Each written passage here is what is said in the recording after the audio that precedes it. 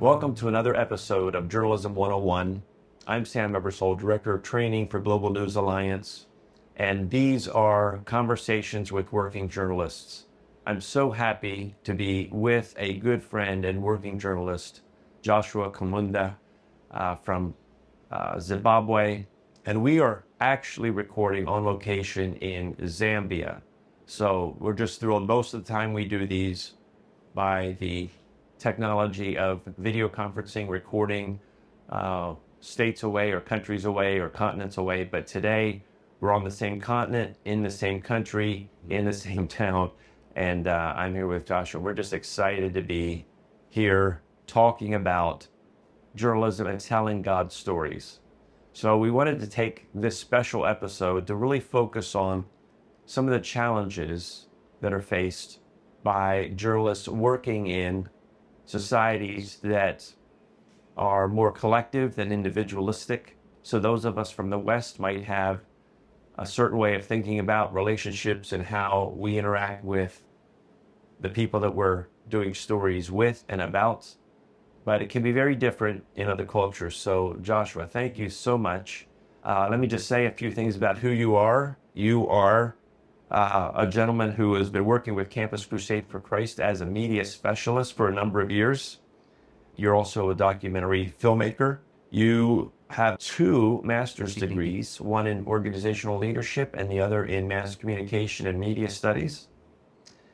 You're a husband and father, and you're a servant of the Lord Jesus Christ. I did not put those in the proper order. I probably should have started the other way around. No, that's fine. It all defines who I am. So thank you so much, Sam, for having me. It's an honor to be here and talking to you and talking to fellow journalists who are out there doing what God has called them to do, which is what it's all about, isn't it? That we would serve as God has called us. And once we're done with that, we would say we haven't done as much as God wanted us to do, as the word of God says. That's right. Yeah. Well, you're using your talents. You're not burying them. You're investing them wisely. So it's just been a pleasure for me to be with you for a couple of days. I should maybe mention that we met several years ago in Ethiopia. Yes. For a Campus Crusade event that we were together at. And even then I knew that the hand of the Lord was on you and that you were destined for and doing great things. So we expect that to continue. So let's start talking about the challenges working in collectivist societies might have that maybe those of us from individualistic societies don't have. We could certainly turn it around and we could say the problems that we have because of individualism, extreme individualism in the case of the United States. So we could flip it around. But let's focus on some of those issues and concerns that you have to think about when you go out into the field and talk to individuals and you're telling their stories about what God is doing. So maybe just start by defining the difference and some of the realities on the ground for those of you working in a collectivist society. Okay. Thank you very much, Sam. And I want to pick of them as unique circumstances that we face because from where we're coming from, which is very collectivist in nature. You know, when we wake up in the morning, we ask ourselves, when we meet each other and greet ourselves in the morning, the question is, in my vernacular, Shona would be, Mamuka say, and somebody would then respond and say, Ndamuka kana mamuka. What it means is that I am well if you are well. So everything is taken in the context of a community and our relationships, whether it be funerals, parties, celebrations, they are all held within that context of a community. You know, another thing that we say, if somebody has done well, and you go to them and say, congratulations, they'll say, in Shona it's makoro koto, and they'll respond and say, nde edutese. When you say congratulations, the person who has done well will then respond and say, I couldn't have done it without you. Even if, that person played no major part, but them being part of your community, you realize that they are part of a bigger scheme that then helps you to advance and become what you want to become as an individual. So that then comes to have an impact on the stories that we tell. because when we look at the Hollywood model of film, normally you have one main character or a lead character that is leading the movie, and then your supporting acts. Now, for us, the leading character in any place we go to is the community. And the individuals within the community are little cogs that are within that machinery that help to get that story going. So that's one difference that I might say we find we find between the Western view and our contemporary African view. But now, coming to storytelling and telling God's story, that becomes a very important aspect. For example, I was in Madagascar at some point, and I was recording a story of one guy who had given his life, and after he'd given his life to Christ, he then started changing his family, and his whole family changed. And over a period of time, the whole community then gave their lives to Christ, and they established a church, and they called that whole community New Jerusalem from its original name, Antamaiti. And so you're now starting to tell the story from the point of the community, because everybody wants to be in that story. Everybody is part of that story. And so that dynamic is very important. Now, I mean, if we to continue to tell that story, in that story, there is a chief. When you move into that village, you do not just go and interview John. There's protocol, and the protocol is that the chief is the preeminent person within that community, and you want to start interviewing the chiefs. You want to spend as much time as you can with the chief, because the time you spend with the subject also speaks of the eminence, the preeminence of the person within the story that you're telling. So if we were to get into that village, spend an hour with the chief, and go around and get B-roll for John and his family for 4 hours, then that create problems for John, because he then seems to have taken over from the aspect. So ultimately, our communities believe in inclusivity. Our communities believe in making sure that everybody is treated somewhat equitably within a story. And so those are some of the challenges that we meet as we're trying to tell the stories of what God is doing within communities. How do you then center a story within a community context, but still be able to draw out the true essence of that story through the people that are involved? So if I understand you correctly, if a news story is about the who, what, when, where, why, the who gets complicated a little bit because it's not the obvious center of that particular story. It's who that person is in relationship with is critically important to find out what their part is and draw them in somehow, to honor them and to not create a fence which is going to shut down your access to or opportunity to report the story.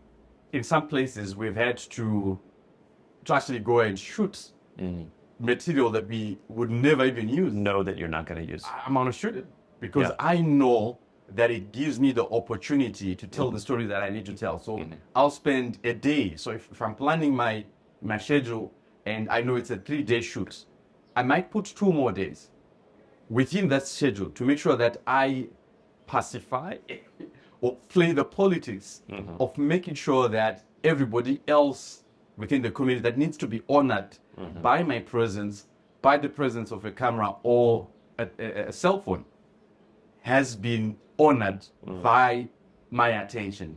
And yet, when you then get to the edit, you know the story that God has laid on your heart, you know the work that God has done within that community, and you then start editing according to that story. And so, even in some places where you actually then need to give back a story to the community, to honor them with a story, you might have multiple edits. An edit that speaks to the whole community, that speaks to the whole movement, but also an edit that speaks to what you think is authentically true and honoring to the story and to God. I'm so glad I had you with me on location a couple of days ago when we were shooting the story about the tabernacle that was being raised for a community, a small church.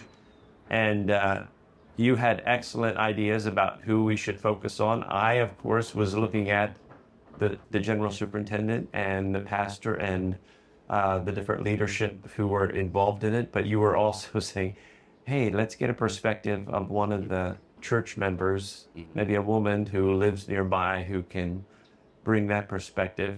And yeah, I know that the woman that we ended up interviewing enriched the story, or will enrich the story when we get into editing. But also it was important, if I understand correctly, for the relationship, even allowing us to do our job. Yes, it was. And I think we had gatekeepers within that community. Like the superintendent was the person that opened doors. And those people are key within our communities as we tell the stories of what God is doing. When you move into any community, there must have been long-standing relationships that allow you to get into that community, because by its very nature, news is very political. The fact that you're holding a camera, the fact that you're coming through to a community to tell a story about them is political. So you need someone who's a gatekeeper who allows you to come into that community under their auspices, so to speak, under their cover. And they're the ones that will then say, this person is okay, I am with him. And that person needs to be a trusted person who the community trusts, who the political figures within that community trust.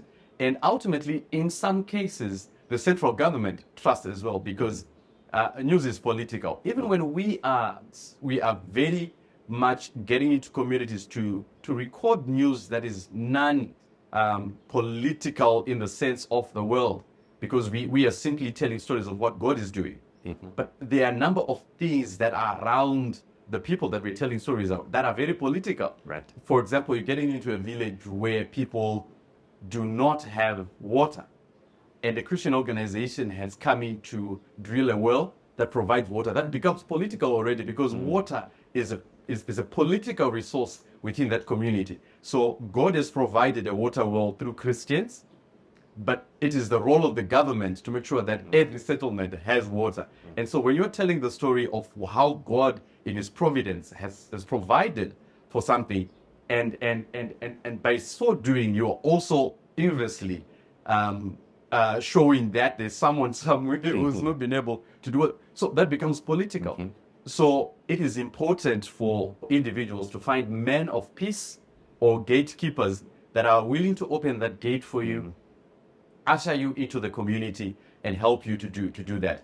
A friend of mine told me a story of how he went into a community in Ethiopia a very long time ago, and they were taking photos, and what he then did was to show the back of the screen to the people that were in that village.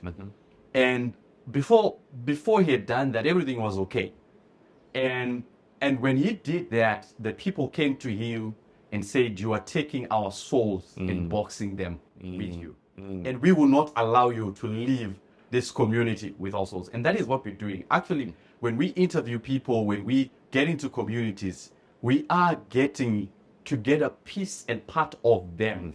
And for us as Christian journalists that are getting into communities, understanding those people, understanding those cultures, understanding the diversity and the different things that are happening within those communities helps us to respectfully have a part of their soul and enrich that soul as we do the work that God has given us. And so that's one of the things that I'm always conscious of when I'm getting into a community.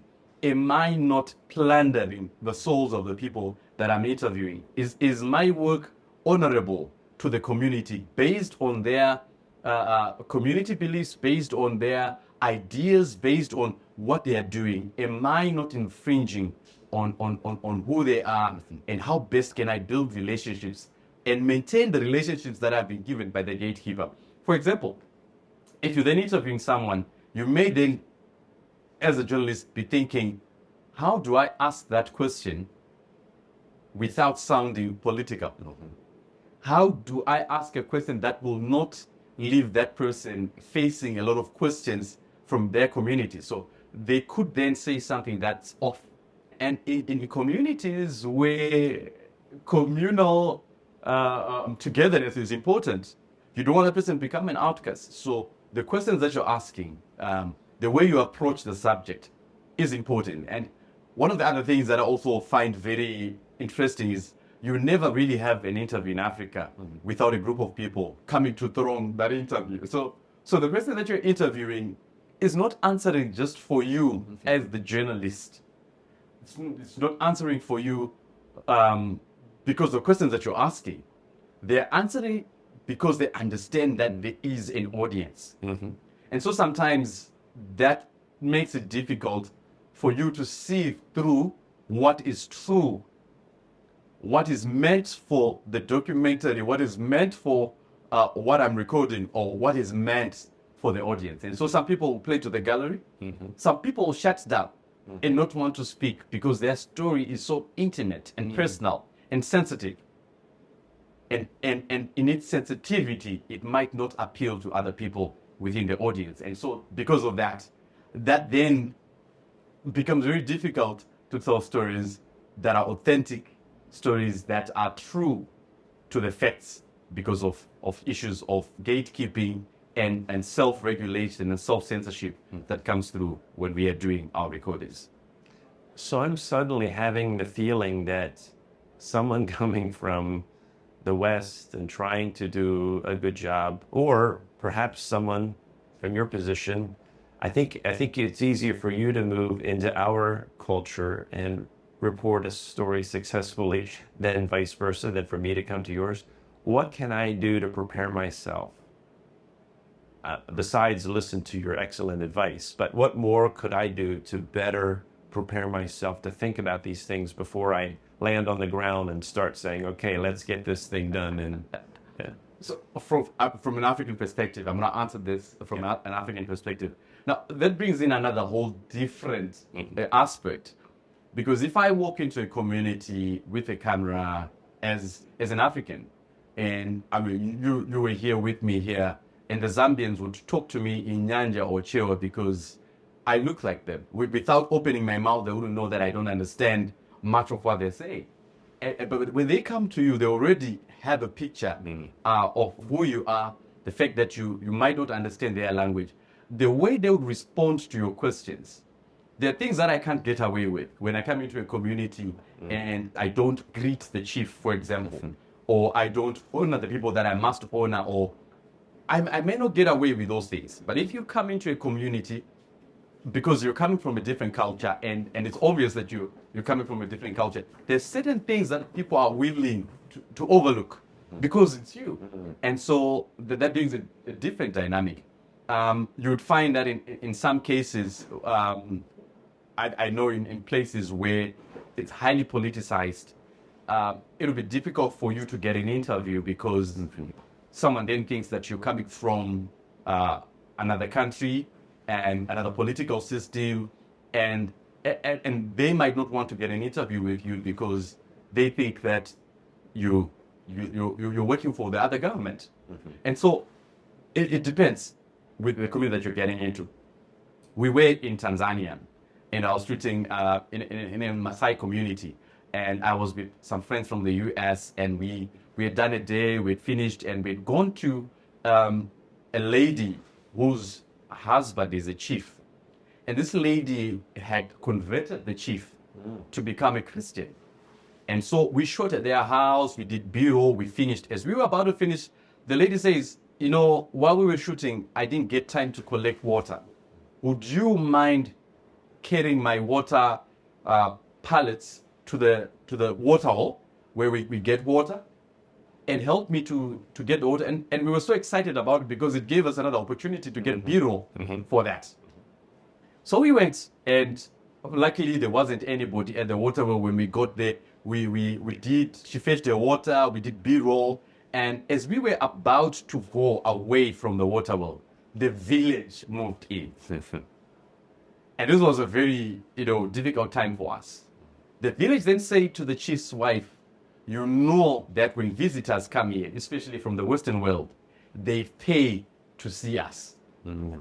So you decided to keep these villagers for yourself, these journalists for yourself, so that you'll be the only one who's paid.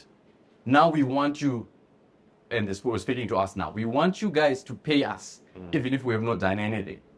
And primarily, we don't pay anyone for the work that we do as journalists. We try as much as possible to just get the authentic story, to build relationships. While we're building relationships, there's no need for us to be paying people. And so that was a very sticky situation. So sometimes you get into a place and people as a Westerner, people want you to pay them for the services that you are handling, or they are handling rather, or they think that there is money to be gotten out of what you're doing. So that becomes a difficult situation. So they have every reason to be suspect, to be questioning our motives, because there's a long history of Westerners coming in and taking what they want and leaving. I mean, you could even go back to colonial times, but even relief and aid agencies do things, and they're looking for the immediate solution and not thinking about the long-term implications. Yeah. I can imagine whether it's a Compassion International or Samaritan's Purse or whoever coming in and doing great work or doing useful or helpful work, but at the same time not understanding the long-term implications of that. You know, maybe they do pay someone for something, but they don't realize the conflict that they're going to create the next time or even immediately for those who got paid and those who didn't. So yeah, these subjects, these issues are ones that we need to be much more sensitive to and much more aware of as working journalists. Otherwise, we're going to create more problems than we're going to solve. I would say my advice would be that create relationships, and those relationships then in themselves are self-rewarding. I have been to places where we're short, and you see a particular need. What we've done within those communities is to do what we need to do. If you have people that are hosting you, that are trustworthy, you move away from that place, give the donation to the gatekeeper, so to speak, and they are the ones that then render assistance away from your presence. And that way, it doesn't seem as if somebody has been paid for the work that they're doing. It seems to be something that has grown organically rather than an expectation that is based upon the work that is done. Because ultimately, some of these stories that we're shooting and the stories that we're telling, if we were to really pay the people, we can't afford to do that because the stories are so big and so huge. And like I said initially, you are taking someone's soul. What price can you put on someone's soul in someone's story? Right. Well, that's so much good here of things we need to consider. You know, I think about what Global News Alliance is trying to do in terms of telling stories of what God's doing around the world. But my part of the organization is really about training and equipping smartphone journalists, citizen journalists, to be able to go out in their own community. Obviously, if you're working in your own community, if you're not an outsider coming in, you understand these concepts. Now, they need to be taught, you know, journalistic skills. They need to be taught, you know, the technical as well as the creative aspects of telling those stories effectively. But they understand the people that they're working with. They understand the relationships. They understand the cultural implications of what they're doing. So in some ways, it's easier to train them to become journalists than to teach or train a journalist how to become an effective cross-cultural journalist. I love the fact, I mean, when we met in Ethiopia, as you alluded earlier on to, with over 150 plus people that were there, that are living within communities, that are working daily with individuals, who, if they raise their cell phone to take a selfie within that community, no one asks a question. They don't need a gatekeeper. They don't need the permission of the community because they are part of the community. And so when they start telling that story, it is the community that is telling that story. It is not. So this is how it is. When an individual journalist comes in, it is that journalist who is telling that story. But when it is an indigene who is within that community, who then starts to tell that story, it becomes a community story told by the community because they are part of the community. The beliefs are ingrained within the person.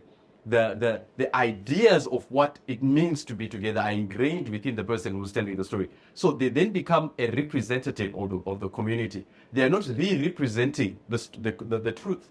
They are not really representing the community, but they stand as a representative of the community telling the story of the community. So that's why I'm so much overwhelmed with gratitude to you guys and the work that you're doing, because you're helping people within the indigenous communities to tell their own stories, to have a voice. I mean, we love what the cell phone has done for us. We love what the cell phone keeps on doing and evolving into becoming, because it has liberalized and given voice to people that didn't have a voice. It has opened up doors for communication and creativity and video recording and photographic capturing that wasn't there before. I always say that the story is the key. The technical process is important. The technical ability is important, but story is key. When you've got a great story that is not as well shot and have a somewhat okay story that's well shot, I think the great story always carries the day. So I'm really happy that GNA is helping people within their communities to be equipped to tell the stories of what God is doing. And this is what it was, and this is my philosophy. When I'm getting into a community, I always see myself as God's journalist. And in this, I mean one who's journaling on behalf of God. And GNA is helping to help communities to have many people who are helping to journal, whether by phone, whether by video, whether by writing, stories of what God is doing. This just takes me back to the Bible. Those men and women that walked with Jesus were first account witnesses of what God did. What they simply did is to write, and at some point he says, I mean, this should be one of the disciples says, we cannot be quiet about what we saw, what we had, and what we touched. He had seen it, he had heard it, he had experienced it. And so his story is authentic. I mean, at any level, you can judge the authenticity of that story. Now, this is what we try to do. So when I'm getting into a community, I'm saying, God, you've given me a rare opportunity to be like one of the few first disciples who was willing to see, hear, and experience and record the things that were happening. And so I pray that I do it authentically, that it has fidelity, that it can stand any test of authenticity. And that's my prayer. And over and above that, I want to extend and say that is the privilege that God has given us, to be able on his behalf to tell the stories of what he is doing. That's fantastic. Well, thank you, Joshua. It's been eye-opening for me to spend a few days with you again, to learn from you, you said something about coming here to learn from me. I think I have come away with much more than I've left with you. But thank you for making time to share with me, to share with our GNA Academy students, our citizen journalists that we're training. I know that they're going to be enriched because of it.